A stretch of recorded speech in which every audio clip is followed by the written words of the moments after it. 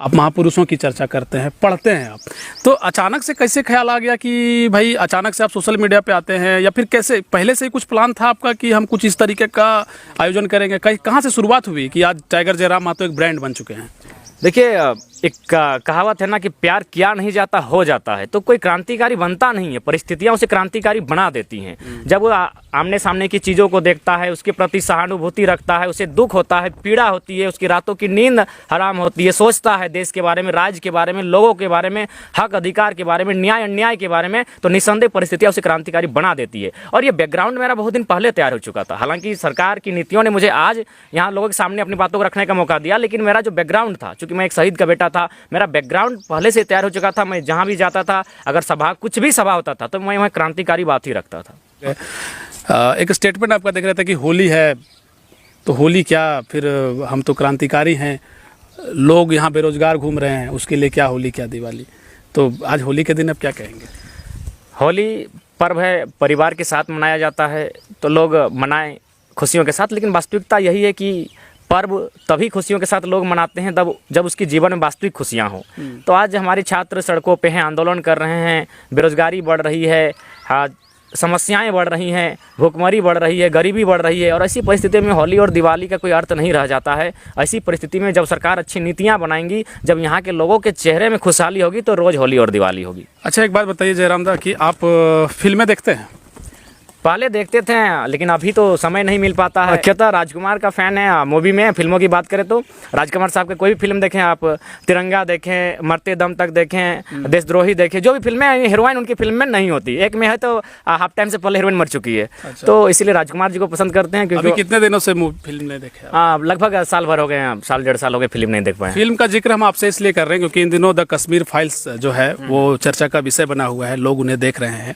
बहुत कम बजट की मूवी थी और वास्तविकता को दिखाया गया है, उसमें कई चीजें हैं। तो द कश्मीर फाइल्स आप देखना पसंद करेंगे? हाँ, देखेंगे, जब चर्चा है तो जरूर देखेंगे। और हम तो चाहेंगे कि झारखंड में बहुत सारी फाइल्स बननी चाहिए। हमारे भी आदिवासी मूलवासी, उनके साथ भी कंपनियों के माध्यम से, उनके जल जमीन को छीनने के माध्यम से कई अत्याचार हुए हैं। सब पर फाइल्स बननी चाहिए। जितनी सच्चाई हुई है, जहाँ जहाँ जिस समाज जहाँ भी हुआ है, वहाँ उस तरह की फाइल्स बननी चाहिए। अगर उसमें सच्चाई है तो और लोगों तक दिखानी चाहिए। मेरा पूछने का मकसद भी यही था क्योंकि झारखंड में भी कई चीज़ें हुई हैं। झारखंड को लेकर कहीं ना कहीं हमेशा सभी का उदासीन रवैया रहा है। इस बात को आप बखूबी समझते हैं, शायद इसीलिए आज आप इन चीज़ों को आगे ला रहे हैं। हालांकि सवाल और कई थे, लेकिन एक सवाल जब हम आ रहे थे तो फेसबुक पेज पे एक साथी हैं, उन्होंने पूछा कि झारखंड में अभी जो झारखंड मुक्ति मोर्चा गठबंधन की सरकार है, तो जयराम दा उस समय कहाँ थे जब भाजपा की सरकार थी? उस समय क्यों नहीं आंदोलन कर रहे थे? बना उन्होंने तब हम, हाँ सही है, उनका सवाल का उत्तर हम देंगे। 2016 या जो भी बात याद नहीं आ रहा है कंफर्म, हम भी रणधीर वर्मा चौक में हम लोग धरना दिए थे, तो चांची थाना में एक दिन का अरेस्टिंग दिए थे। ऐसा बात नहीं है। उस समय भी हम लोग, जब भी कुछ ऐसा मूवमेंट होता था, जो नीतियाँ गलत होती थी, हम लोग प्रोटेस्ट करते थे। लेकिन उस समय हाईलाइट नहीं हो पाए, लोग जान नहीं पाए। वो भाई मेरा कसूर नहीं है, मैंने भी कहा परिस्थितियों ने क्रांतिकारी बनाया है। उस समय भी योगदान था, लेकिन उस समय हम लोग पीछे रहते थे क्योंकि हम उस समय थोड़ा कम उम्र के थे, जानकारी मेरे पास कम थी, लेकिन आंदोलन लगातार करते थे। रणधीर वर्मा चौक में धरना दिए हैं, 2-3 बार दिए हैं। तो चाची थाना में अरेस्टिंग दिए हैं, जो जिस दिन झारखंड बंदी का आह्वान हुआ था। तो ऐसा बात नहीं, आंदोलन उस समय भी किए थे, लेकिन उस समय सोशल मीडिया नहीं थी, हम खुद फेसबुक नहीं चलाते थे, तो लोगों तक हम पहुँच नहीं पाए। अच्छा, हो सकता है कि किसी ने आपसे सवाल ये पूछा होगा कि अगर जयराम दा एक दिन के लिए मुख्यमंत्री बन जाएं, हम सिर्फ एक दिन की बात कर रहे हैं क्योंकि एक पत्रकार के नाते एक मूवी आई थी, एक पत्रकार ने एक मुख्यमंत्री से नायक फिल्म में पूछ दिया था कि भैया अगर एक दिन के लिए मुख्यमंत्री आपको बना दिया जाए तो क्या करेंगे? 5 साल के लिए नहीं, एक दिन के लिए अगर मुख्यमंत्री टाइगर जयराम महतो बनते हैं तो क्या निर्णय लेंगे?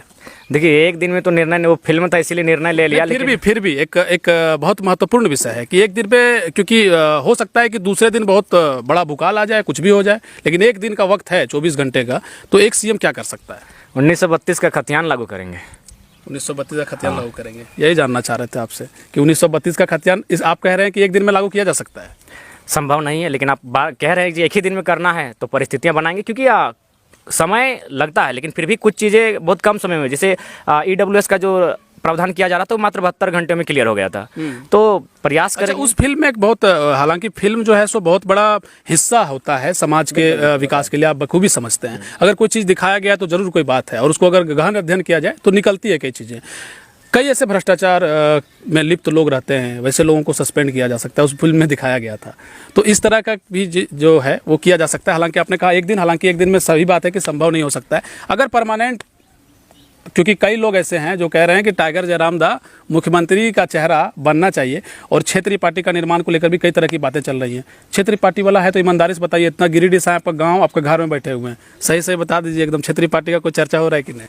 देखिए दादा, अभी तक पार्टी का चर्चा नहीं हुआ है। अभी यही चर्चा है कि आंदोलन को तेजी के साथ बरकरार रखना है, और हम लोग अपना जो मांगे हैं हमारी, उन मांगों के लिए सरकार को लगातार दबाव बनाना है और अपने हक में, अपने हित में नीतियां बनानी है। उसके बाद फ्यूचर जनता चाहेगी तो निर्णय लिया जाएगा, लेकिन फिलहाल ऐसा कोई इरादा नहीं है, ना सोचे हैं हम लोग।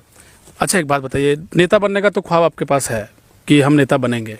क्योंकि नेता बनने का ख्वाब कभी नहीं रहा, क्योंकि हम नहीं, देखिए अच्छा एक बात बताइए, कई लोग, एक उससे बाद में हम ये सवाल पूछेंगे, एक बात बताइए, लोग आज की जो युवा पीढ़ी है जिन्हें लगता है कि राजनीति बहुत गंदी चीज़ है, हम ये सवाल आपसे इसलिए पूछ रहे हैं क्योंकि इस सवाल का जवाब सिर्फ आप ही दे सकते हैं।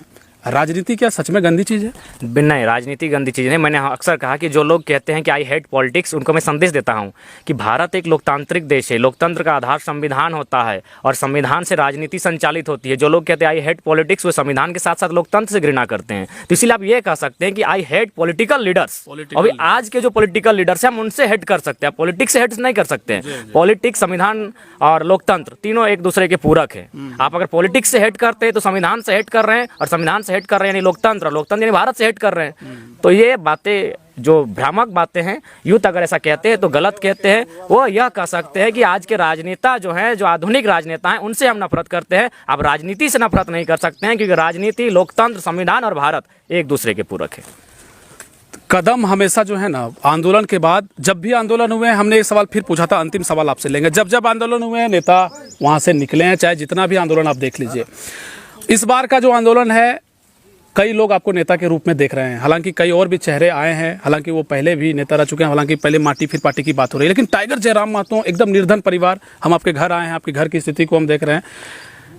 घर की जिम्मेवारी जो है आपकी, देखकर ऐसा लगता है कि लोग कहते हैं ना कि भगत सिंह बने सभी बने, मेरे घर से न बने, पड़ोसी के घर में भगत सिंह निकले, भगत सिंह के राह पे चल दिए। जिम्मेवारी घर का इतना बड़ा है आपके ऊपर, कंधों पर है, कैसे इसको आप हैंडल करते हैं, और क्या रखे हैं कि अपने घर के लिए, परिवार के लिए आप आने वाले दिनों में, या फिर समाज, क्योंकि आप तो समाज के लिए निकल चले हैं। हमारा सवाल थोड़ा पूछने का मेरा जो है, आपका निजी रूप से हम आपसे जानना चाहते हैं कि क्या विजन रहेगा। घर के सवाल की जब बात है तो थोड़ा सा हम भी भावुक हो जाते हैं। हम खुद को द्रोही मानते हैं कि एक बड़ा घर का बेटा होने के नाते घर की जो जिम्मेवारी है मैंने निर्वहन आज तक नहीं किया है।